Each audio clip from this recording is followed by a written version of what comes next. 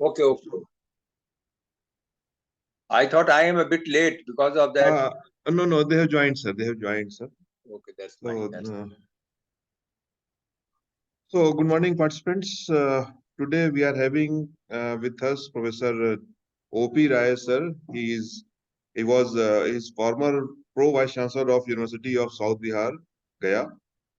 He had been associated with Faculty of Commerce, Banaras Hindu University. He had been head and dean of Commerce Faculty, BHU, for long. Now he has retired, but still he is very active, and he has proved that retirement is just an age, a number, and the passion for teaching is the thing which will never leave a teacher ever. So today I requested him to talk on some stress-related issue I told him. So he has given a topic: scientific stress management, the master key for success. So he will be deliberating on this issue. So, sir, this faculty induction program, as I told, is for faculty, new faculty members from different universities.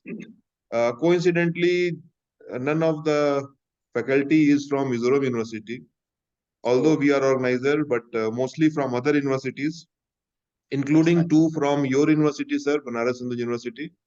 They are in different departments there, but they are pass out of Mizoram. So they are native of Mizoram, but working in BHU. Then so some, indirectly connected. yeah, so Indirectly some, connected with Mizoram, yeah. yes, sir. Yeah. And few are from some 15 are from Assam, different colleges in Assam. Then some are from Kalyani University, some are from southern side. So from different states, we are having a good number of from Manipur also we are having. That's So, fine. and sir, this program is from HRDC, Mizoram University, and coordinator is Professor Manoj Kumar. He is in Library Science Department. He is on leave today, so I'm handling this. I am a co-coordinator of the course. That's So, fine. sir, you may start. Okay. Thank you.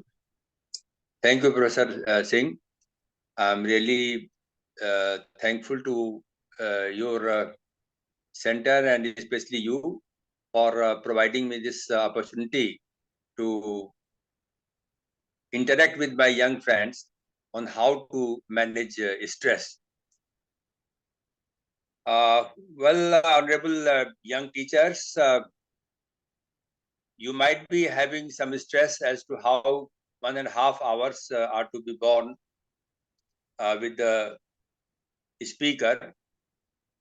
And believe me, I am also under stress to manage my lecture. So stress is something which nobody perhaps likes. But the interesting part is that stress likes everybody. In other words, if you do anything, you have any living style, at one or other moment, you find that you have some degree of stress with the nature of event and with the nature of happenings. The quantum, the degree of stress may vary from time to time. So today we will be having a brief interaction on stress. After the completion of my lecture, I will request my professor to kindly supply some literature also from my side on how they can manage stress throughout their life. And in case of any stress, I have some golden rules framed from my side. I will send you after completion of the lecture to you. So kindly get it photocopied and give us copy of to every participant through Sir, email. Yeah. sir, I am displaying your PPT, the papers you have That's sent. okay. Yes. Besides this, I will give you some other page Okay. on how to manage stress. Some golden rules are there, which I Okay. have framed from my own experience of life. Okay. So I will be happy if you can spare some time and get it photocopied and Sure, sir. distribute to every person here Sure, attending sir. the lecture. Yes. So, friends, will you anybody like to say something at what is stress? Sir, they are not having access to audio, so they may Acha, not be acha, able to speak. okay, okay. So it is one-way traffic there. Okay, Yeah. no, noise. So, what is stress? Now, remember, dear young friends, you might have attended interview for getting the job which you are already working at present. Remember the moments when you went for interview at that time for the particular job which you are doing right now. Maybe then you can remember and understand very clearly what is stress. When you go for interview, before interview, during interview, and after interview, you must have experienced the different quantum of stress. When you are sitting on the chair, which was meant for somebody who has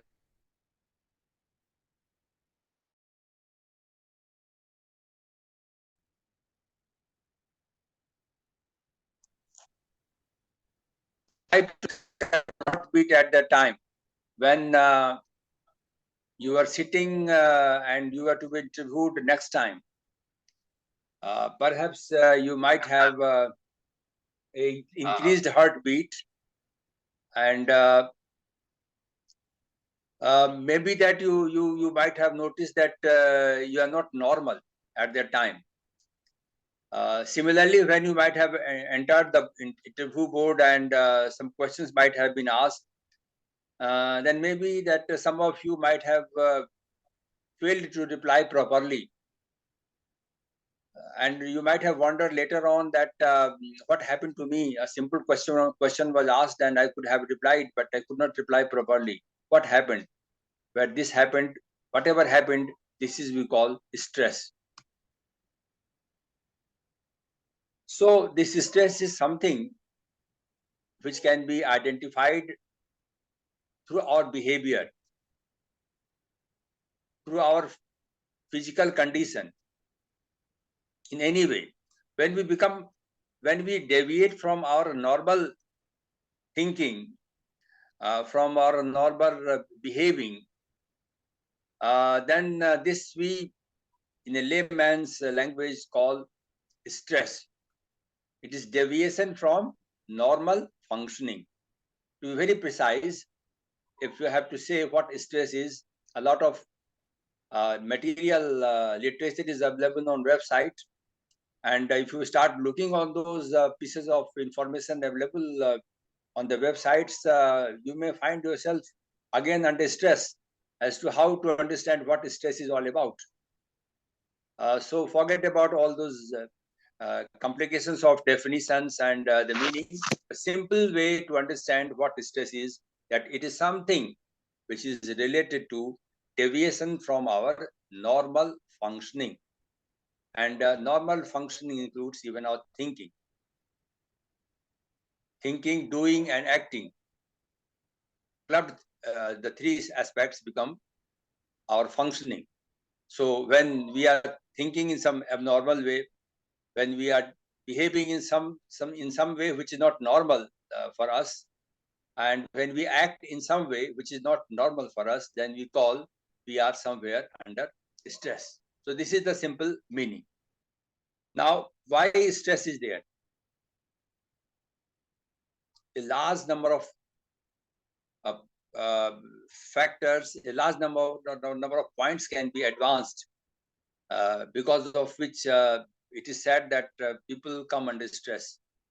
I will not go in detail with regard to all these aspects, that what are the causes of stress in detail, but just for the sake of a bare understanding, I will simply uh, tell you some of the important factors because of which you may find yourself under stress. And now since these factors are in large numbers, to how to make them clear to the friends, for that purpose we can have some classification, as we always do for students also. So for that purpose, we can say that there are certain extra organizational factors or extra organizational stressors. Now, these extra organizational stressors, these are the stressors or these are the factors which are not within the control of the organization. Organization cannot do anything. But then these are the factors which affect the organizations as well as the individuals and may lead to stress. For example, the economic factors. If the country, if the economic condition of a country is not strong, as it happened in Sri Lanka recently. Now, because of that, there might be a lot of stress among the residents of that country. So, economic condition either of the country or of the individual may bring stress. Then, political factors. If political stability is not there in the country, frequently we are getting changes in the governments. Well, that may also bring a quantum of stress among the residents. Then technological factors are also there. As you might have seen, as I was trying to join, once I started taking the steps for joining, all of a sudden there was a display that you update your Zoom application. So I had to go for updating at that. So I obviously I came under stress. Then if this updating will take more time, then I may become a late. So this is technology. You are going for online interview. You are going for online classes. You might have attended given lectures online, and you might have come under stress because sometimes network is not supporting you. There is some technological problem. So that brings obviously stress. Then sociological factors are also to be blamed for bringing stress amongst the organizations or among the employees of the organizations or residents of any particular country. Sociological factors means the factors which are closely connected with the society. For example, there may be some trouble on linguistic basis. Some two groups of different languages, they may start having some conflict. There might be some conflicts on the basis of religion. Two different religious segments may have conflict. Then there may be some conflict on the basis of economic condition, poor and rich. So there are certain sociological parameters because of which there may be abnormal situation in the country or in the organization, and because of that there might be you see a situation of stress. Then other factors which may also affect the organization or the individuals are you see increasing terrorism. As you are finding nowadays, a lot of terrorism there throughout the whole country, whole world in that way. So this terrorism is bringing stress. We go for airport and then you have a security check. A lot of stress is there with regard to that checking. Similarly, the corruption, increasing degree of corruption in our society as such in large. Well, that is also creating stress. How to manage that? Pollution is another factor. Those who are living in northern states of the country, well, they are fortunate not to have that problem. But those who are living in Delhi, or when we are living in Varanasi, a lot of stress is there with regard to our managing our health issues and how to minimize the side effects of pollution prevailing, especially in metro cities. Then the natural calamities might also bring stress. Just a few days back, there was an earthquake in some parts of our country. Well, that brought stress to the residents, and they had to come out of their houses. That is also a cause of stress. Then decreasing moral values. Look at that, decreasing moral values. Oh my God! You see, everybody is running behind money, money, money, money, money. how to get more money. Dear teachers, when I joined BHU long back in 1977, perhaps some of you may be surprised to note that at that time I was getting 1,000 rupees per month. And believe me, even managing a bicycle was a great challenge for me, how to manage. So that was the salary which I was getting. But then I would like to say, maybe some of you may disagree, but my that thinking stage was that people generally were honest. If somebody said that some IAS officer is dishonest, we simply not used to accept that they can be corrupt. Any IAS officer can be corrupt. That was difficult for us to at the time believe, but things have now changed.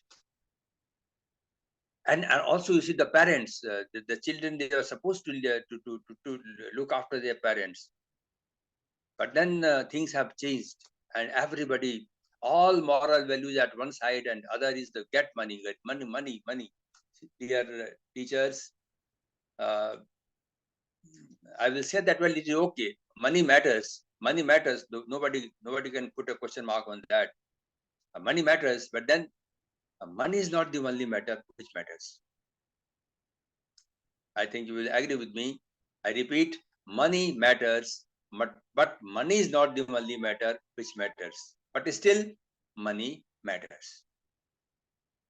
We we suffer a large number of health issues uh, in our life many times, basically because we are not caring our health, and we are simply caring as to how to get more money.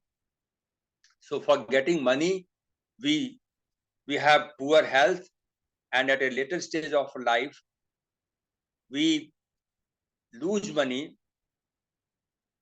just to recover our health. So the whole story is zero.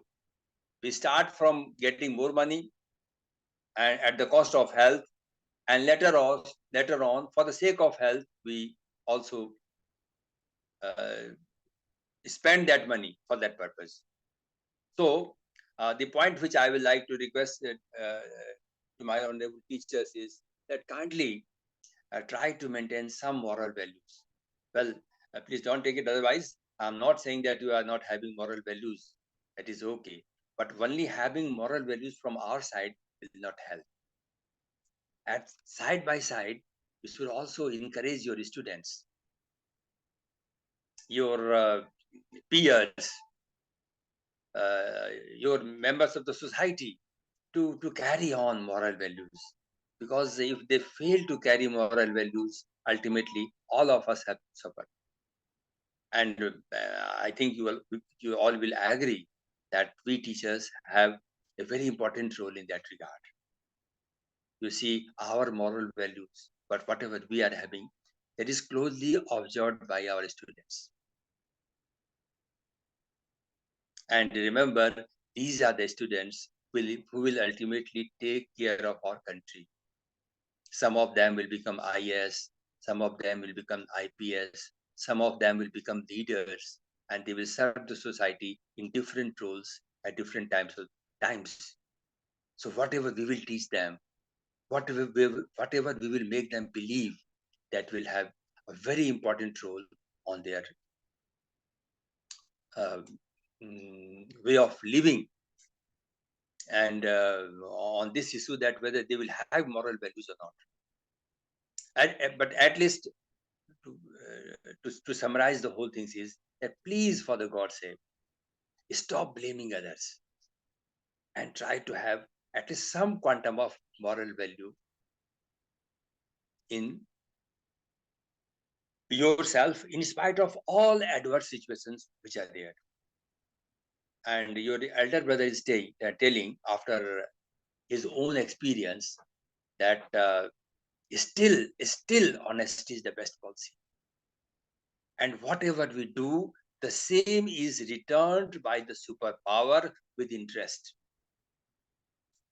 my whole lecture of today will be okay. I will be more than satisfied if I can make my young friends believe that the whole universe has certain rules. Nature has framed certain rules, and those rules are to be followed by every individual. And if somebody doesn't follow those rules, ultimately it may take some time, may take a week, may take 1 month, year, maybe 1 decade, whatever. Time span might be there. But then ultimately, everybody is bound to face the consequences of his or her deeds. When I was head and dean, I used to call meetings of my teachers, my faculty, and I used to tell them, especially the young friends, that dear young teachers, if you don't care your students, then your children too will be not taken care of by the teachers who might be teaching your students. So, if you want that your children become qualified, they become good citizens, they respect their parents, then you too have to do the same. So if you do not engage classes, again, I'm not blaming you. If because of any reason you are not engaging class, or somebody else is not engaging class, then ultimately this getting salary without doing job, it is a crime. And the teachers who are not engaging classes, they are making a blunder, because the same is has to be returned back by the nature to them. And if you can't believe me, well, after some time, 10 years, 20 years, 30 years later on, if you look at this society, if you look at the others, you will find that those who are not performing properly their assigned duties with moral values, well, not only they, but their family, their children, etc., they will automatically have to suffer. Not because they could, because they are so bad. It was basically because we were bad. We brought bad money. We couldn't do our job properly. We couldn't care our parents. So the same thing returned back to us with the interest. Dear teachers, I take some more time to say that if you are arrogant, for example, you are arrogant. I'm not saying you are. Suppose you are arrogant. You remain arrogant all the times. Your children will be minutely absorbing your behavior. And after 5 years or 10 years, you will find that your daughter, your son, your wife also, your husband also, whatever you call, they have also become arrogant. Now, young teachers, you can fight with anybody. Everybody you can fight. You can fight your dean. You can fight with the Honorable Vice Chancellor. You can even fight with the coordinator. No issue. You can do that. You are free. But then you cannot fight with the children. When you come to my age, say 60 and plus years, and when you will start feeling that your physical condition is not that much strong.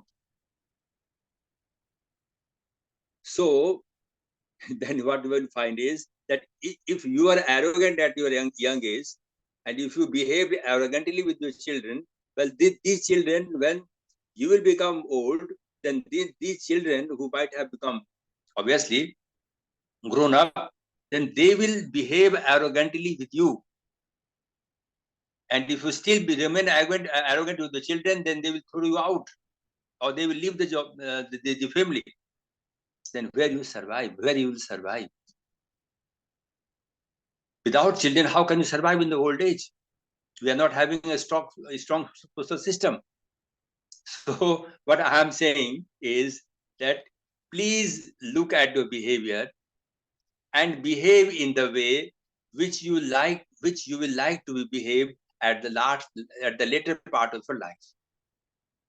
And I once again underline again and again that whatever you will do, whatever you will think, whatever you will behave, and whatever you will do, the same will return back to you. We are the friends of commerce with interest. So think of whether. So what I say is that if you want a happy life, make others happy. If you want to remain stress-free, make others stress-free. I mean, these are the diamond, not golden, dear teachers. These are not diamond, golden. These are the diamond rules of life, and must be told to our young friends in such induction programs. But again, I'm not downsizing you people. I'm not downgrading you people. If you have all these good qualities, I congratulate you. But maybe that some of you, even one or two of you, might have not considered this part. So consider this part, and if you still remain arrogant, well, I cannot say because you are matured and you have own freedom to decide how you will do work, how do you behave. But then must remember, OP Rai, forever, that the way you will behave, the way you will think, the same will be returned back to you by the nature with interest. After saying this, we proceed further. We were talking about the causes of stress. We said causes of stress are, last point was moral values. Nobody is caring others. We are more concerned with our mobile and not concerned with our children. Sometimes it is so happening, we are getting video clips that because mother was busy with the mobile or father was busy with the mobile, and the same process, the same in between her or his child went somewhere else.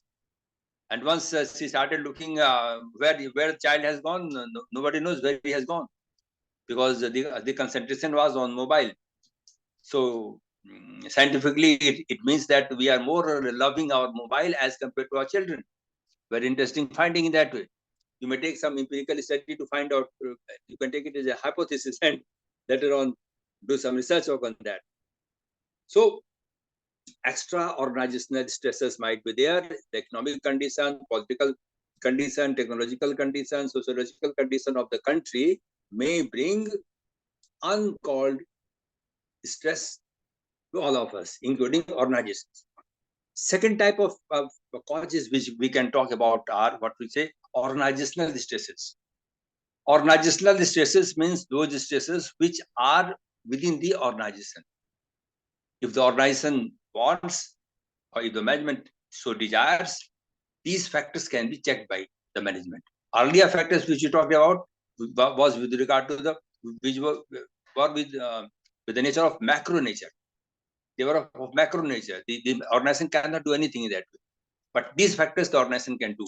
Now, some of the factors are job-related factors. You may have nature of appointment, means you may have temporary appointment, you have contractual appointment, you may have permanent appointment. So you can understand somebody who is on contractual basis, the level of stress might be higher as compared to that fellow who is doing duty on a permanent basis. Similarly, performance risk involved. Somebody is somebody is in Varanasi and somebody is in Jammu and Kashmir. Somebody is in police and somebody is teaching. I am a teacher. Somebody is a police officer. Police officer controlling the society. Obviously, the person who is in police and the person who is in university, well, or college, well, that level of stress will be different. So performance risk involved may also affect the level of stress. Then time is spent on the job. If you spend more time on job, obviously more stress might be there, and vice versa. Working conditions. You are engaging class on online mode and similar, and all of a sudden the network went off. Now you are in stress. or you are teaching, you are doing some job in some organization, and all of a sudden some technological problem was there, and because of which everything came to a halt. So the working condition, it also includes your air conditioning system, your fans, your room heaters, all these things can be there. So this may also affect. Then after job related factors, there are some factors known as role related factors. What role you are playing? Whatever role if you are playing, but you are not clear what role is expected from me in the organization. So in that case, there will be problem. I'm doing. You are not clear why whatever you are doing. Just a minute. Just a minute.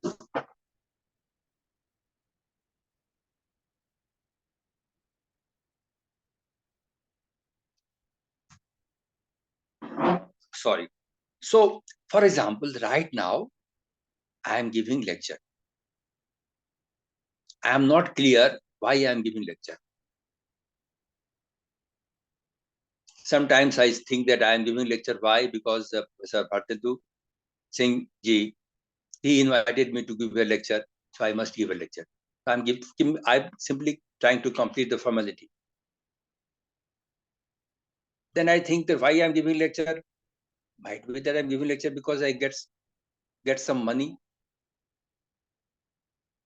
or I'm giving lecture so that some teachers may come to know that, well, there is somebody who is OP Rai, and what lecture he has given. So just for meeting my acoustic needs, I'm giving lecture. Or might be that I'm giving lecture because I want to get myself self-satisfied. That today I got an opportunity to interact with my young teachers. I shared my feelings with them. So my feelings, my views, my feelings might not have benefited them, but I am very satisfied that I did my best, whatever I could have done. And so my life for the day is okay. I'm more than satisfied. So because of that, I'm giving lecture. So if a role is not clear, why you are teaching in the university? Why you are teaching in the college? Then somebody may say that, well, I'm getting money, I'm getting salary, because of that I'm teaching.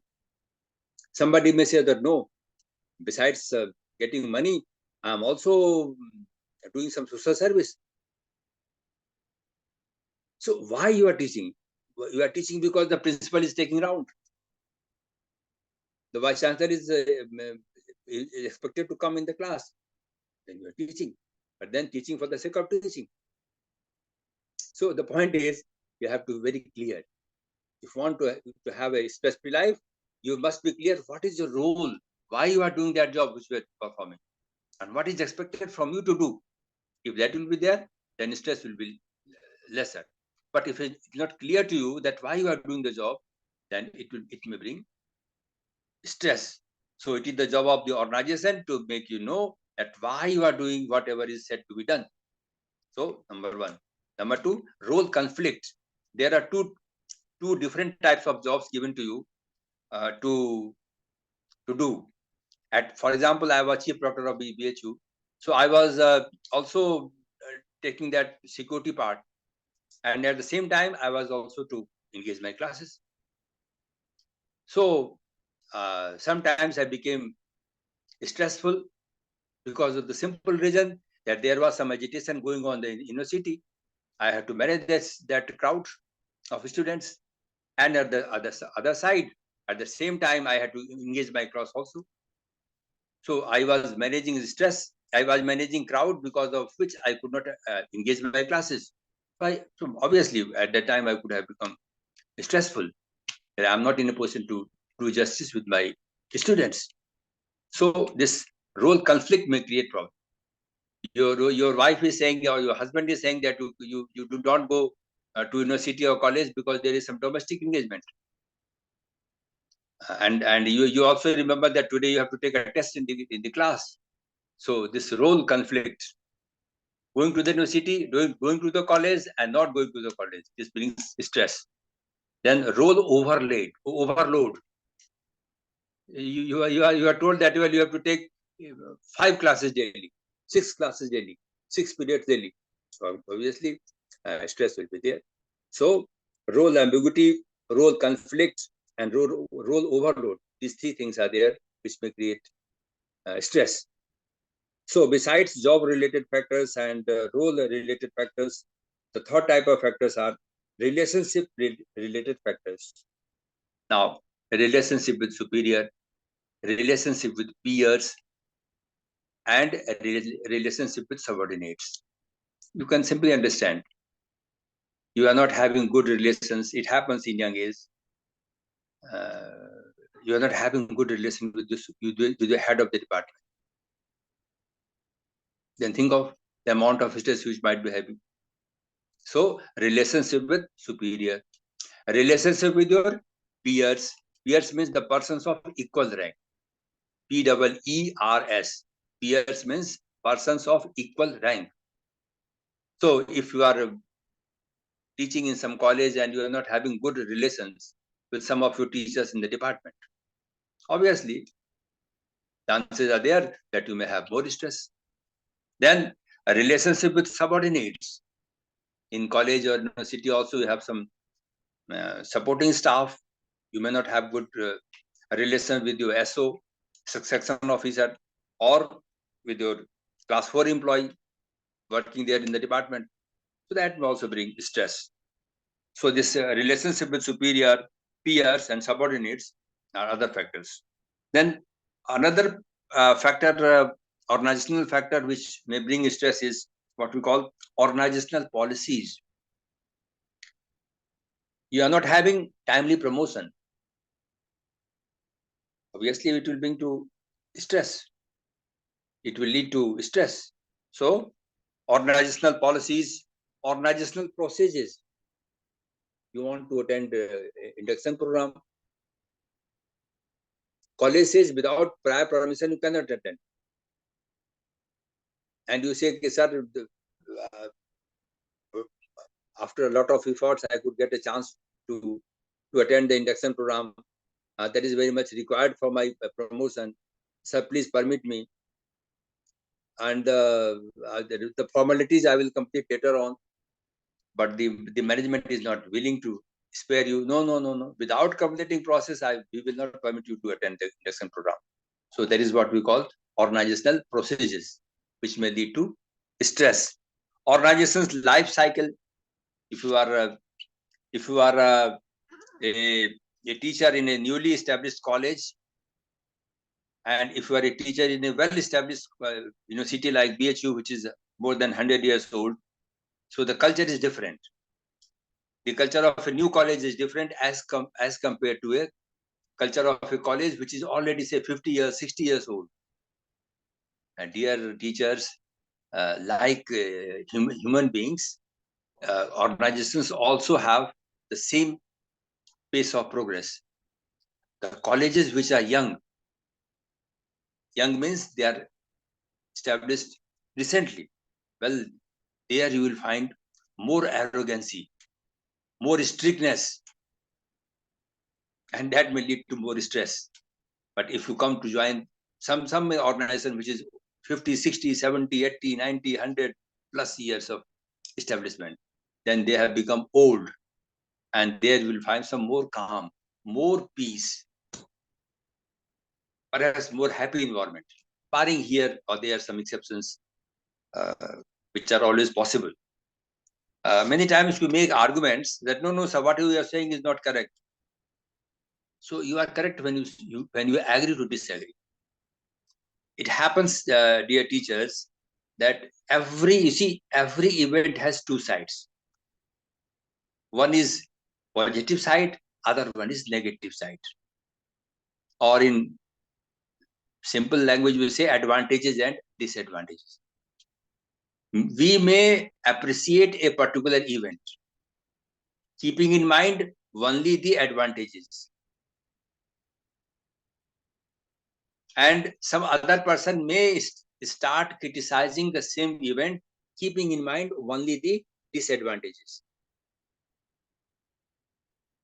And you see, both are correct.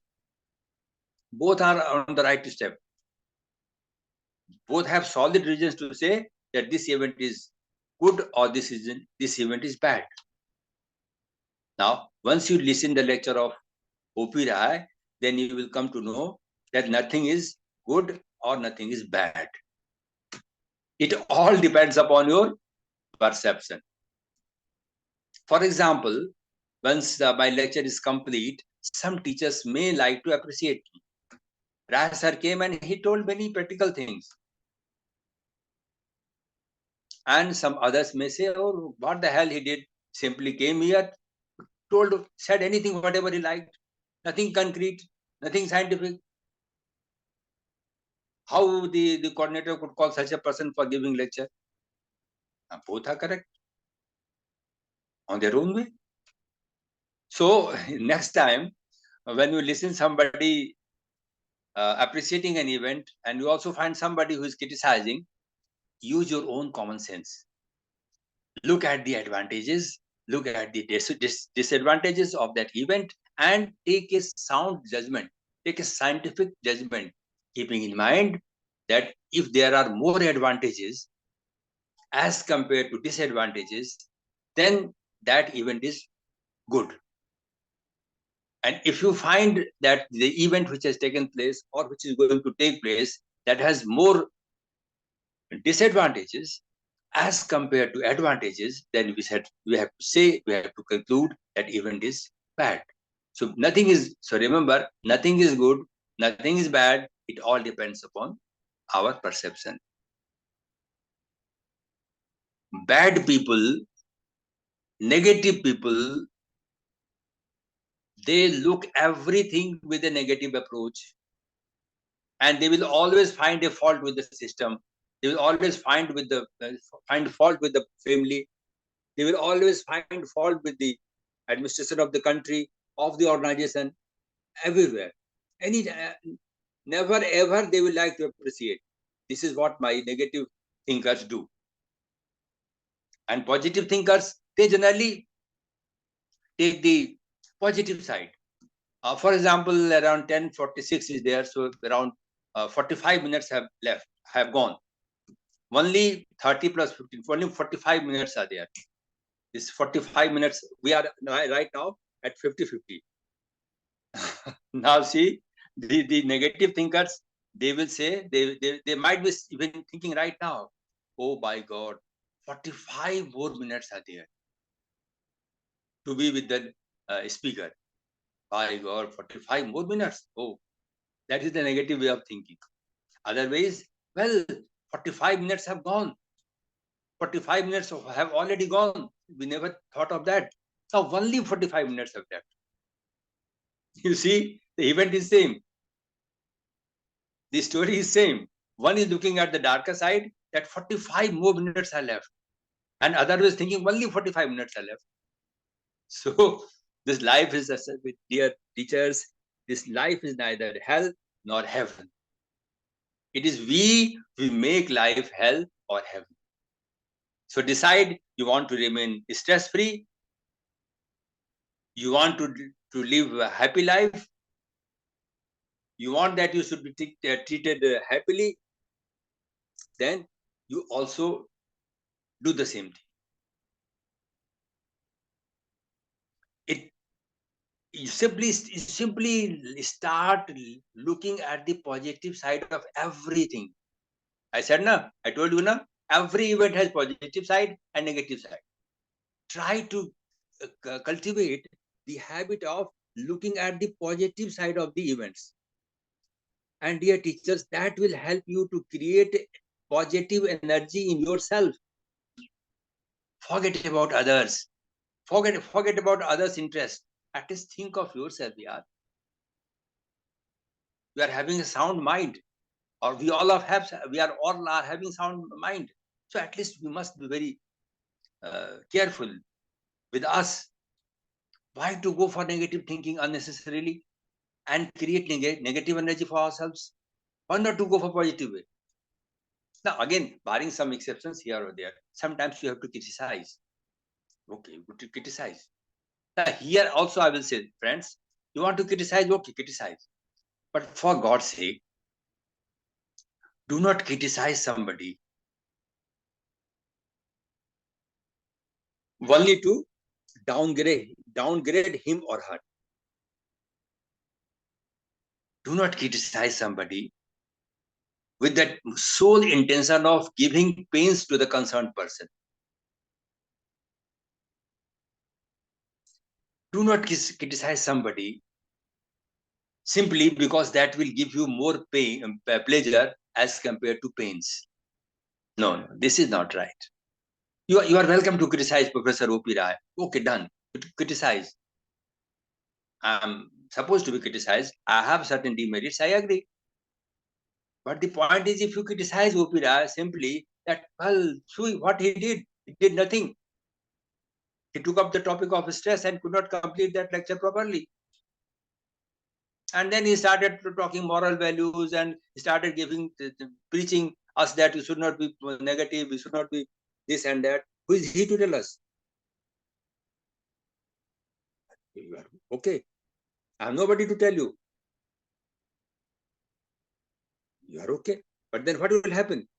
This will create dissatisfaction in you, and this will create a negative energy in you. And believe me, this negative energy will bring poor health to you. Not today itself, not right now, in due course of time. This negative energy will accumulate, go on accumulating. And after 5 years, after 10 years, may God bless you. I'm not saying that you should have that, but then after 10 years, you may have a situation wherein you are having blood pressure. You become diabetic. You have some heart problem. You have some liver problem, because more stress means more problems, more negative energy. Doing business with negative energy means it is a loss-making business. In our commercial term, we say it is a loss-making business. Don't do that. And if you want to remain stress-free, which is the topic of the today's lecture, please just take one side. We will try to remain as positive as possible. Now, these negative people, they go on making arguments. And they will always agree to disagree. The persons who are of negative thinking, they always agree to disagree. So your life position should be, I am okay, you are okay. Never ever say, I am okay, you are not okay. Please don't say that. I once again repeat, my friends from psychology and management also, they might be knowing this approach of transitional analysis, which says there are 3 possibilities. One is, or 4 possibilities. One is, I am okay, you are not okay. I am okay, you are not okay. Second is, I am okay, you are okay. I am okay, you are okay. Third one is, I am not okay, you are okay. And fourth one is, I am not okay, you are not okay. These are the 4. Better option is, as I said, I am okay, you are okay. When you say, I am okay, you are not okay, that means you are looking at the disadvantages. That means you are arrogant. That means you are having a parent ego state. That means you are having a what we can say, a dominating nature. Suppose you become head of the department. You become dean of the department. I bless you people to become honorable vice chancellors of this of universities or colleges. When you become vice chancellor, when you become principal, when you become administrator, the better way to remain stress-free is that I am okay, you are okay. Because as administrator, if you start blaming others, then others will also blame you. So let them blame. You reply their blames with applaud, with appreciation. That thank you for pointing out my weak points. Thank you for highlighting the disadvantages of the particular event. I will do whatever I can do. So okay, You are criticizing, you are okay. You are also, you're okay. And because of certain reasons, I am not in a position to do whatever you want. So I am also okay. I am okay. You are okay. I think I have been able to make you understand. These are the diamond rules, young friends. These are the diamond rules of remaining happy, remaining a sound health, keeping a sound health. This may bring magical results in your life. Simple statement. I have to remain positive. I have always to adopt the approach. I am okay. You are okay. It can simply change your whole style. Think of that. So, the organizational life cycle may also create stress.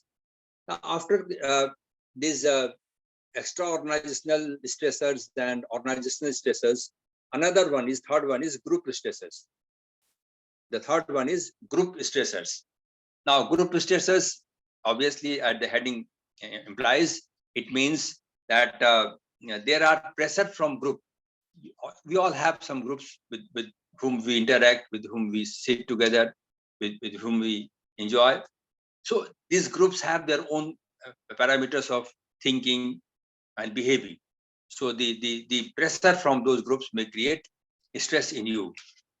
So another and last we can take with the stressors are the fourth one, which is we call individual stressors.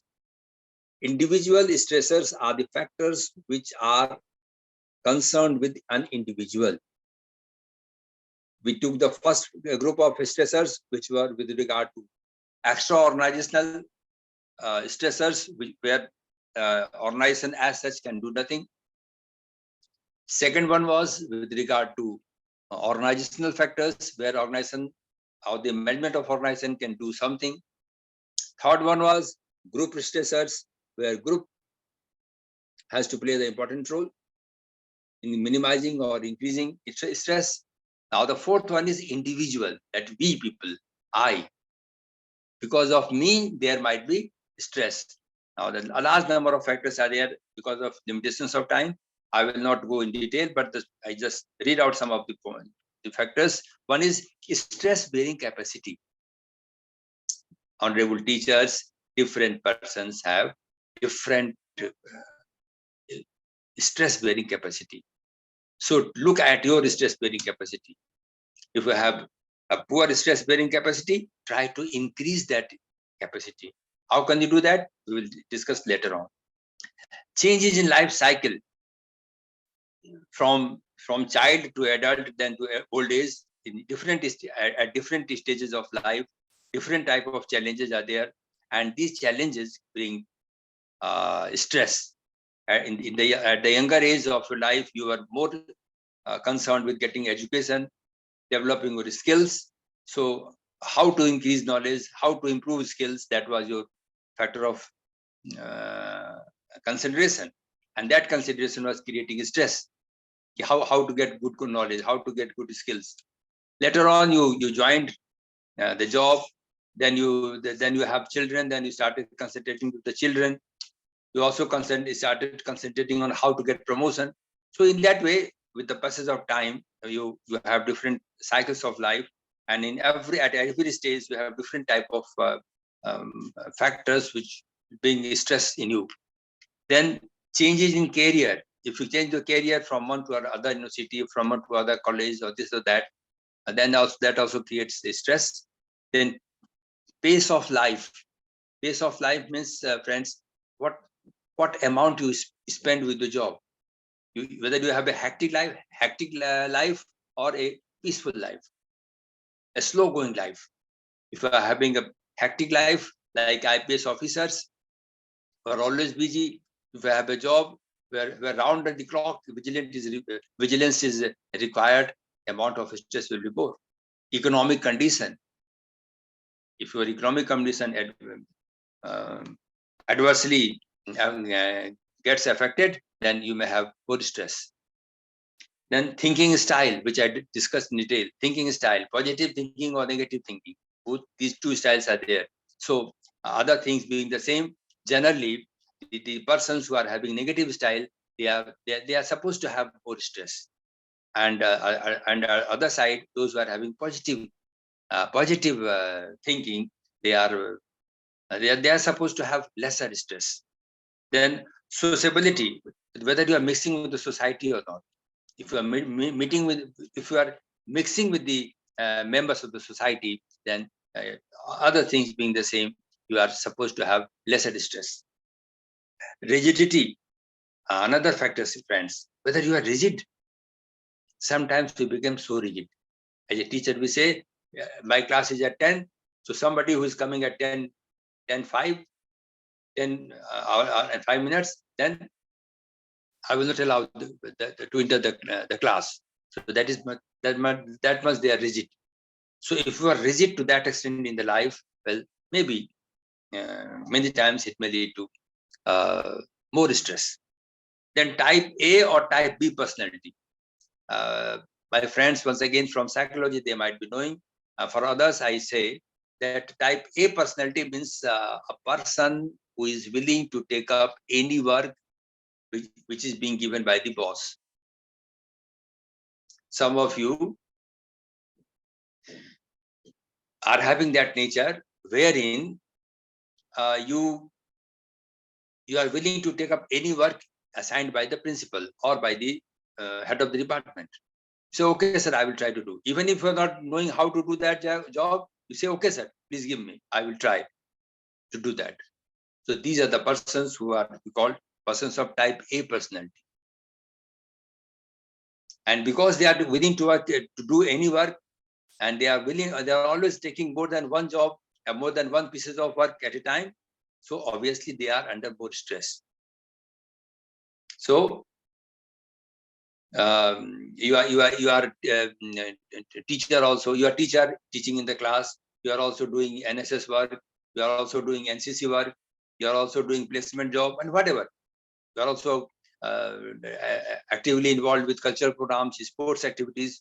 A number of activities are there. So the more engagements are there, there are higher chances of more stress.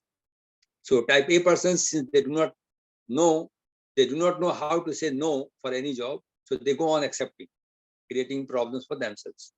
But now that is there in their DNA, so that happens. Other type is type B. Now, type B persons, they do not take every job. They will take up only that job which they feel they are fit for. If they feel that they cannot justify a particular work which is being given to them or to him, then he or they will refuse. No, sir, madam, I cannot do this job because I have no idea. I have no experience. So type B personality. They will not take up jobs so easily, but once they take up, they will do to the best of their ability, and generally the results are more than satisfactory. Now think of yourself in which category you belong, type A or type B. Now higher positions, friends, higher positions are generally taken by those who are of type B personality. Why? Because they have vision. They have vision. They have mission. They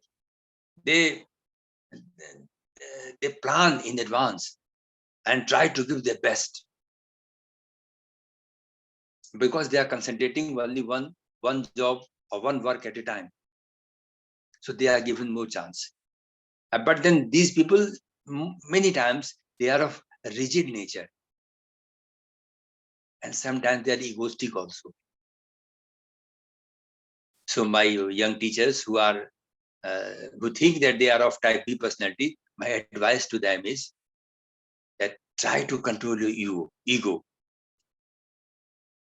If some work is given to you, so don't feel that it is only you who can do that job. Others too can do that. Thank God that you have been given that job. Maybe that some else might have taken the job and done the work in a better way as you are doing.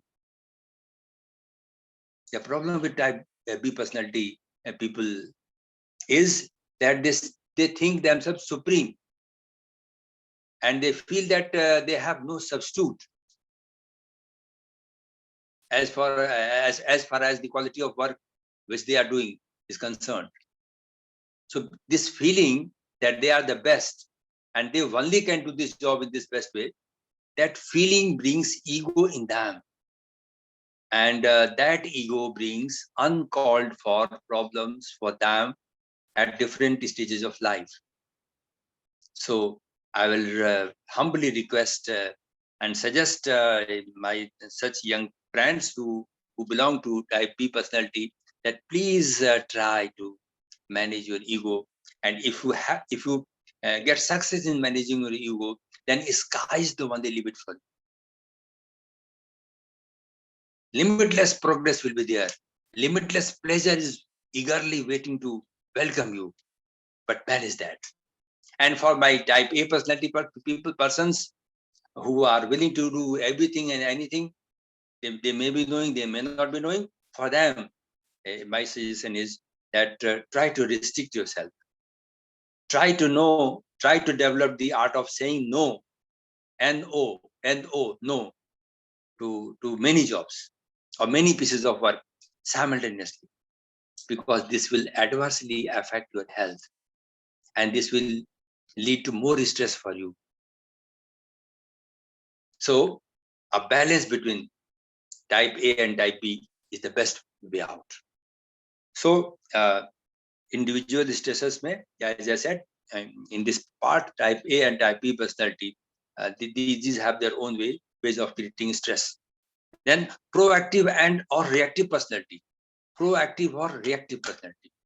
Again, friends, keeping in mind the approach, there might be two types of persons. One type of persons we call proactive persons. Proactive means they plan well in advance. And the reactive are that when the work is at hand, then they start making a plan how to handle it. Suppose I had to give a lecture on stress management. I could not spare time to manage. And at the 11th hour, I started giving lecture. Could not do proper homework well in advance. So obviously that brought stress to me. But then this is the feature of type A personality people.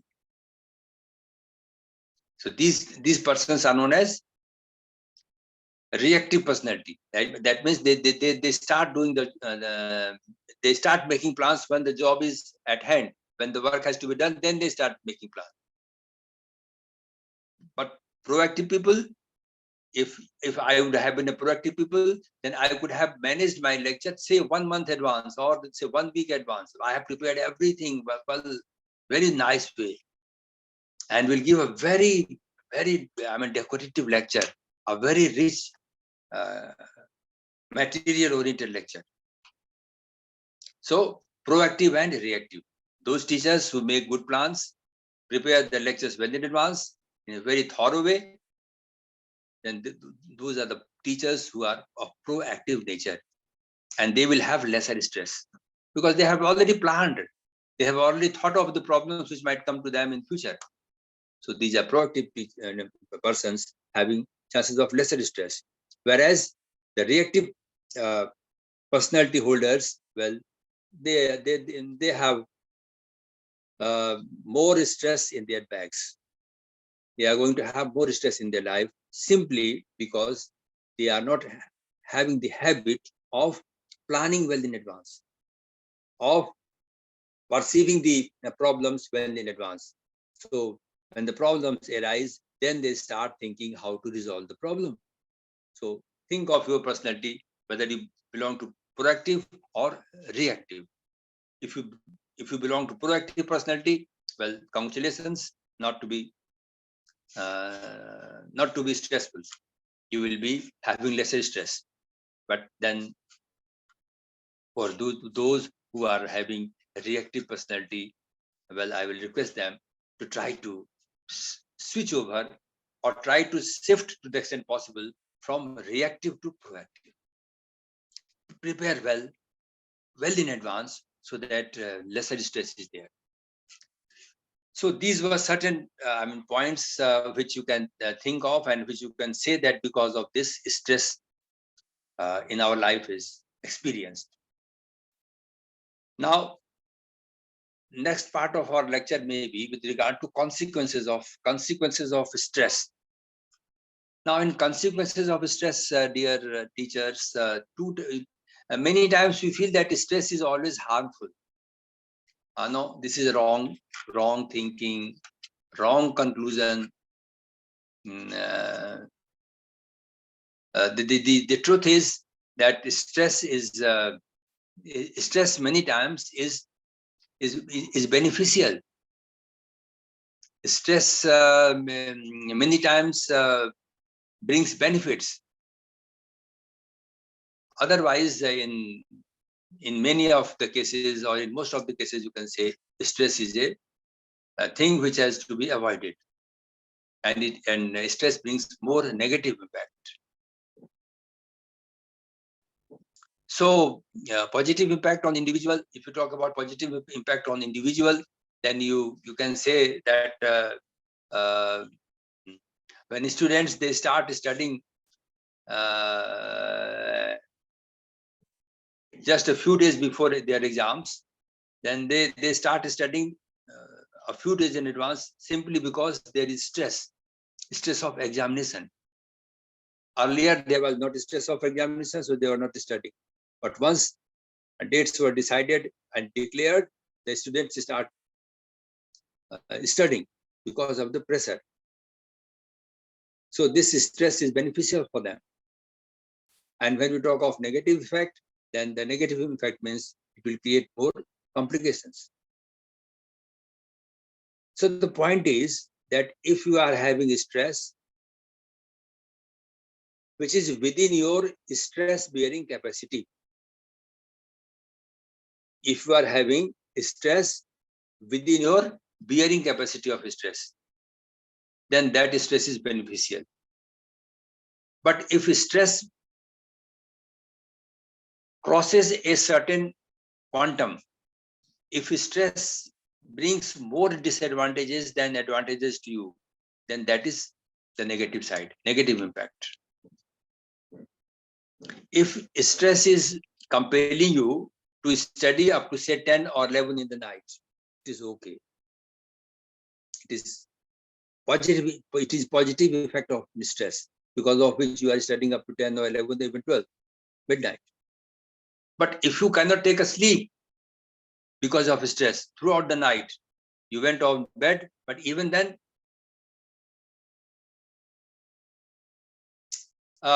somebody is asking a question, I'll just look on that.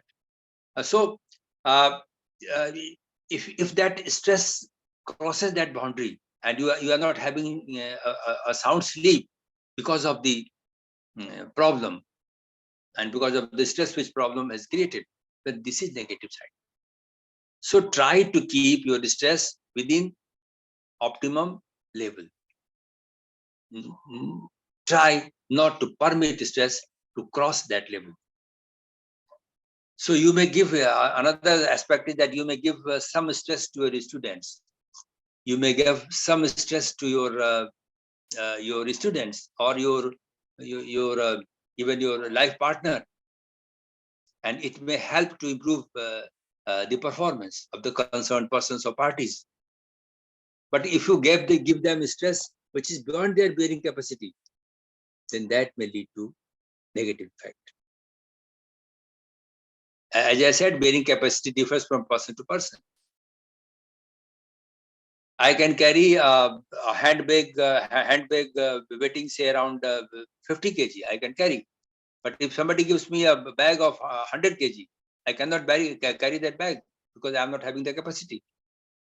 Similarly, if you scold some student, you scold some student in the class or off the class, and everything is okay. Nothing happened. You scolded the student, okay? You scolded, you forgot. The student also forgot. Things are normal. But next day, you scolded some student, and in the evening you came to know that he committed suicide. You are wondering what happened. Then the police came, and suicide note was recovered, and in that it was written that way because of Mr. X or Miss X scolding, I decided to end my life. Now see, yesterday you scolded somebody, everything was normal, nothing happened. Today you scolded. I'm giving an example. So today you scolded somebody, and the student went for suicide. So the positive impact and negative impact, that has to be taken care of. You evaluate your own stress bearing capacity, accordingly carry stress. Similarly, if you want to give stress to others, or if because of you some stress is created in others, then try to be watchful, try to be vigilant that your giving stress should not cross the optimum level.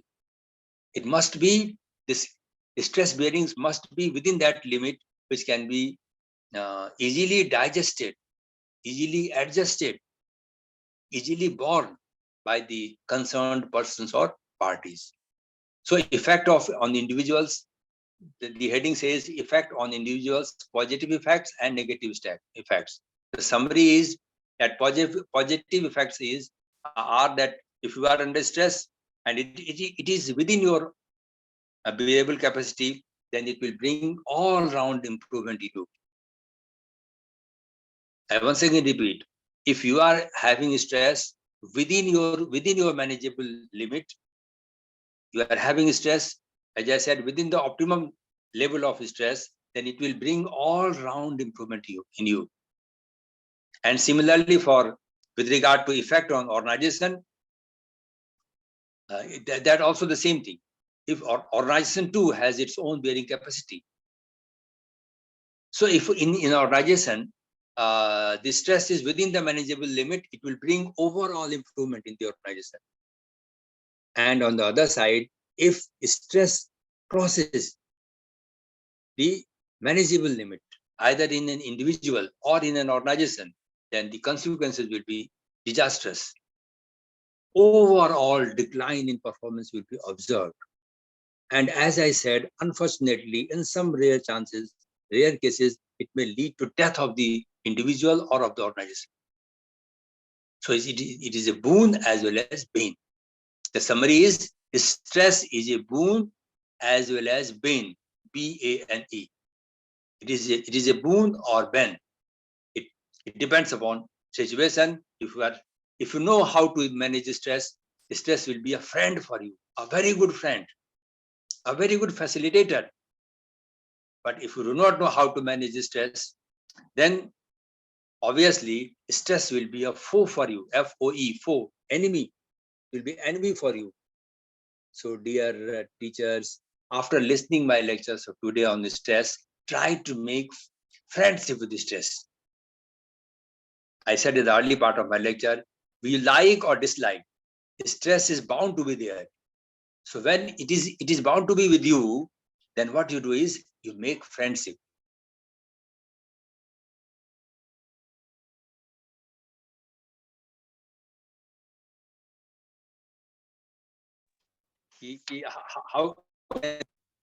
How can you make friendship with the stress? So our last part of is only 10 to 15 minutes are left. I will try to complete my lecture within that time.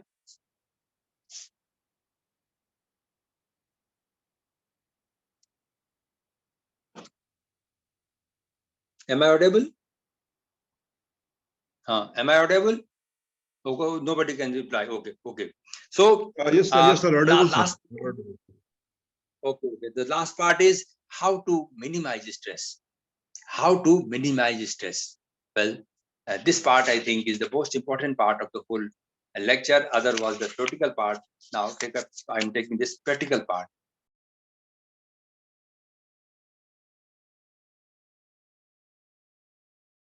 Is for individuals and other organizations. Now, with regard to individual, I'm taking the first one. What individuals can do to improve or increase their stress bearing capacity? Simple ways are there. I take up some of them. One is gaining knowledge about stress. First of all, you try to understand what is stress and what are the side effects of stress. Teachers, if once come to know that more than the required quantum of stress is going to bring more problems for you, and it may lead to health issues also. You may have more complications in the form of say blood pressure, or in form of fatty liver, or some faulty kidney, or some other.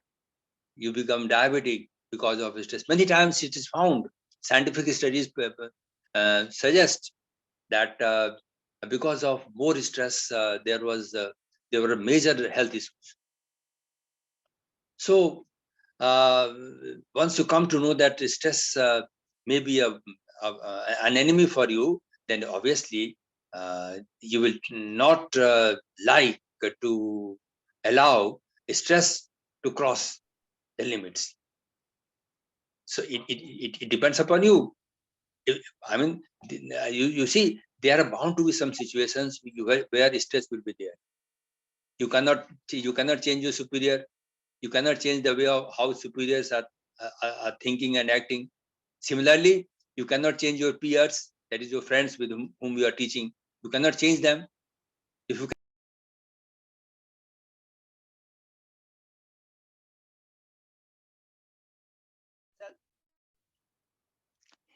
cannot change others, I agree, it is not possible. It is not that much simple to change others. Then the simple part is change yourself. No, change yourself. Boss has to remain there. You like or dislike.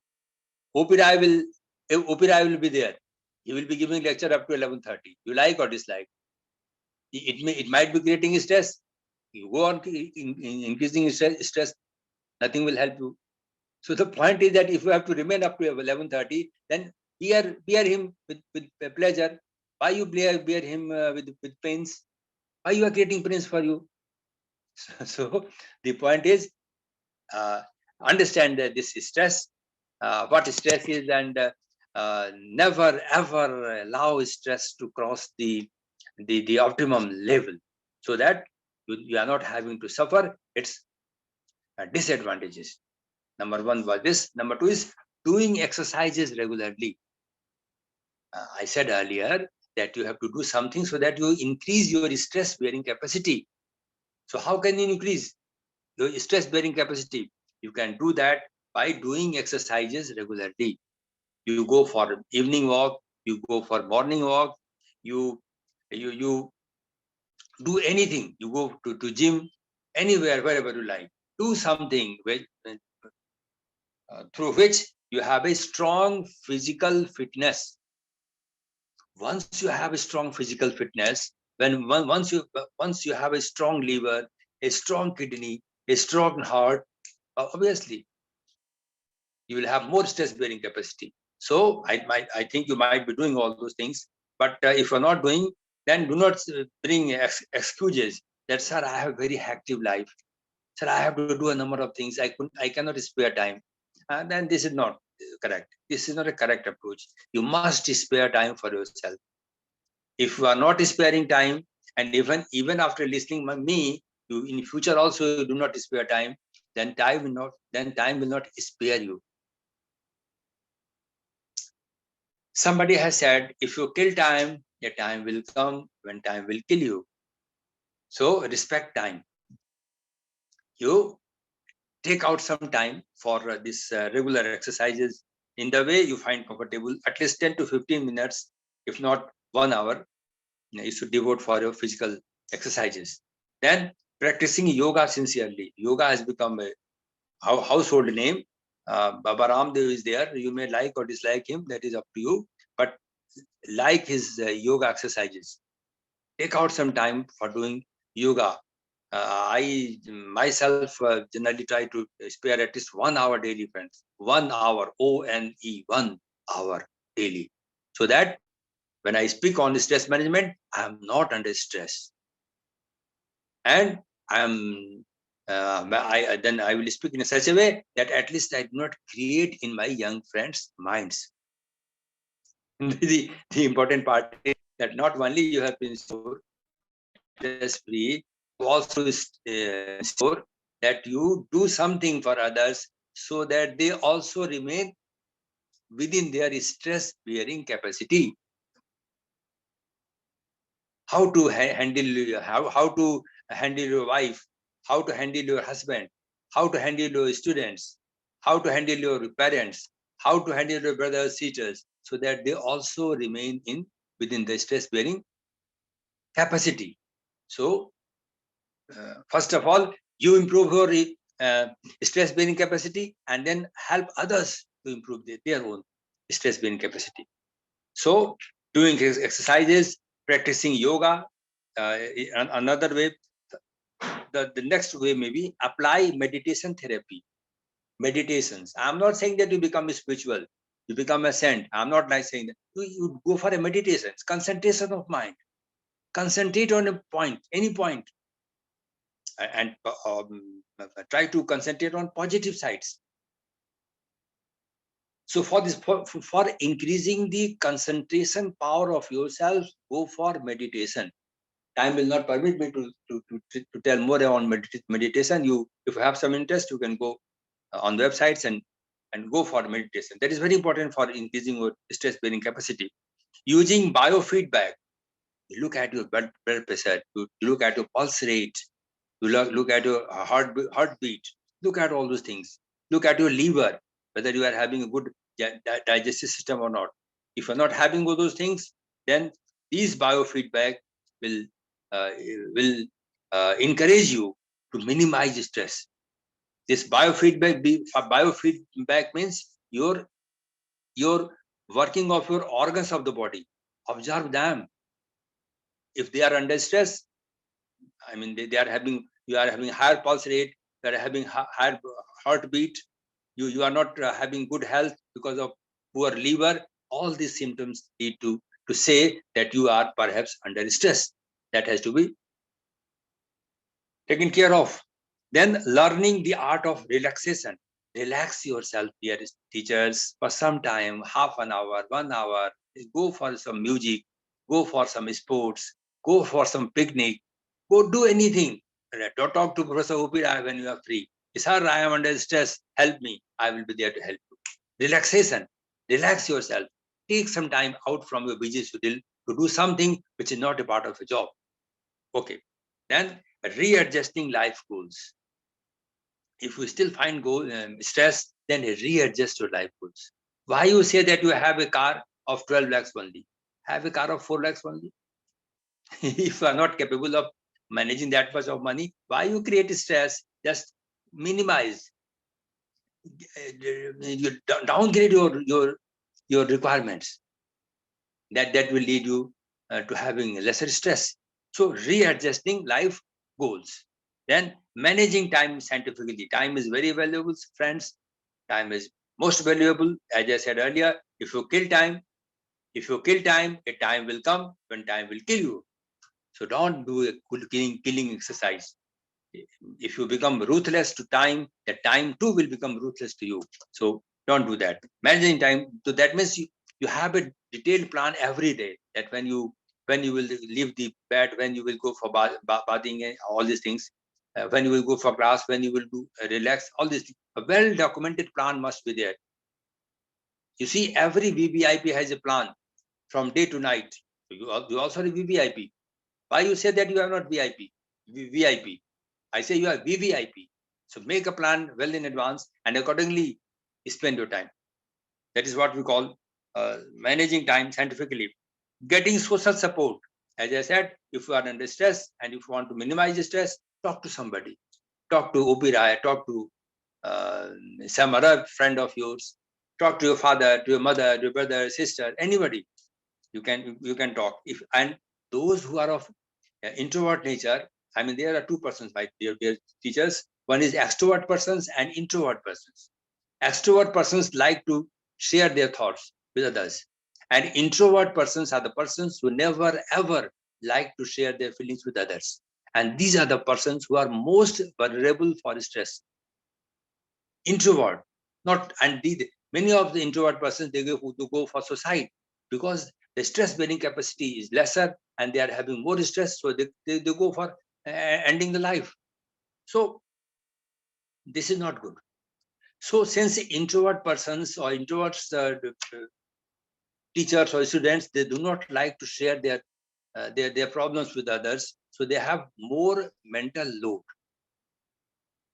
And if they are having more mental load, the only available way is that you deload that thing. And how can you deload? You can deload by talking to others. And since you are introvert, you never like to share with others, you do not like to meet others, then what other way is there? Other ways there is that you talk to God, God, God, supernature. Talk to him, tell everything. It is toll-free number is there. Sit somewhere in a silent place, in your room, in your park, anywhere where you find comfortable. Sit there and tell everything to the God and say, God, I will give my best and I leave the rest on you. Dear teachers, note down. I have to give my best and leave the rest on the Almighty. Yeah, diamond true. But then there might be some friends who do not believe in God. Well, again, I say, I am okay, you are okay. Dear teachers who don't believe in God, please do not criticize me that I am making somebody spiritual. Well, you also agree. You must also agree that I have my right to say whatever I like. As you have right to say whatever you like, similarly, I too have my right what I want to say. So I want to say that become spiritual. It is very beneficial. But if you say, sir, you are nobody to tell me what I should do, I once again go before you. I agree to say that, well, you're right. But then I say that if you talk to God, your burden will be lessened. Do some experiment. Sometimes you are under stress, go before God, says everything, and say, God, please do justice with me. You will find that your burden, mental burden, which we call stress, has gone down. But if you cannot do that, then what I say is, you go to a river, you go to a sea beach, you sit before a tree. You have plants might be in your houses. So sit before the plant and share everything with the plant. There is no God. Forget about God. You sit in the room, talk to the walls. Walls have ears. दीवालों के भी कान होते हैं. So talk to God. Talk to plants. Talk to river. Talk to anybody. Talk to yourself. And this talking itself will bring lesser stress. So a very simple way of managing or minimizing stress. Then learning to remain in now. That means always remain in now. Many times we are under stress because we start thinking of the past. Oh, my interview was not good. Oh, I could not get a job. Oh, my lecture was not good. Oh, that student said this and that. But departmental head, he said to me like this yesterday. How could you do that? So don't go in past. Whatever happened, happened. Forget about that. And simply remain in present. Don't also unnecessarily give trouble to yourself that what will happen tomorrow? What will happen? That event has to take place. Or where I have go to there, how can I go there? All these things. Forget about future, forget about past, concentrate now, present time. And if you properly manage your now, then your future automatically will be good. And then lastly, developing positive thinking. Oh, that's fine. Have a positive thinking. I have crossed my limit, I know, but I am positive by temperament. So just I am taking a few minutes with the permission of the coordinator. That will remain positive. Even if the coordinator says, sir, you crossed the limit and created problem for me, I apologize. Oh, Professor Bhartendu, sorry for that. But look at, I am a teacher, basically a person who is supposed to teach, go on teaching, irrespective customers like it or not. So then at organizational level also, the number of things are there which you can look at there. I will not go in detail because of the time limits. Lastly, I will say, friends, thank you to all. Maybe that my lecture, some of you might have liked my lecture. I said something, perhaps you said that also, okay, sir, you said some things, and we appreciate those things. Well, my thanks, my gratitude, my salute to all those friends who are appreciating me. But obviously, there might be and there must be some teachers, some participants who might have not liked my lecture. Okay, I salute them also. If my lecture was boring, nothing to worry.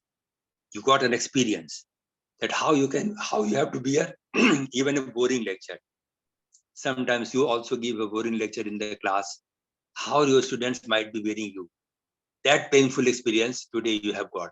So in either cases, if you find a good lecture, then it is okay, nothing to worry. But even if you say that it was not a good lecture, even then I will not be under stress, because I am talking about minimizing stress and not maximizing it. So with these words, many thanks to each one of you attending my lecture for sparing their very valuable time on listening me. I'm sorry that the coordinator will not permit me to take questions. At some other stage, if possible, we may take some questions also. So a big thank you once again to all of you. Thank you, sir, for a very nice presentation. If you share that slides, what you are telling, that papers, then I will circulate among the participants. And yes, I sir, will you send have. it. I will send it. I will send Okay, okay, sir. So, dear friends, sir, now the first session is over, and on behalf of all the participants, sir, I would like to say thanks to you for sparing your time and giving us food for thought. We have to think about what we have presented today. So, thank you, sir, for being here for us, and not only for this session, for earlier also we have requested him to be here, and despite his busy schedule, he always gives me full hand.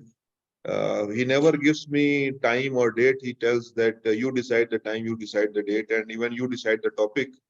So he gives homework to me. You decide everything instead of deciding the topic himself. So thank you, sir, for all the support you extended to us. Thank you, sir. Once again, a big thank you to all of you, including the honorable coordinator. Thank you. Sir.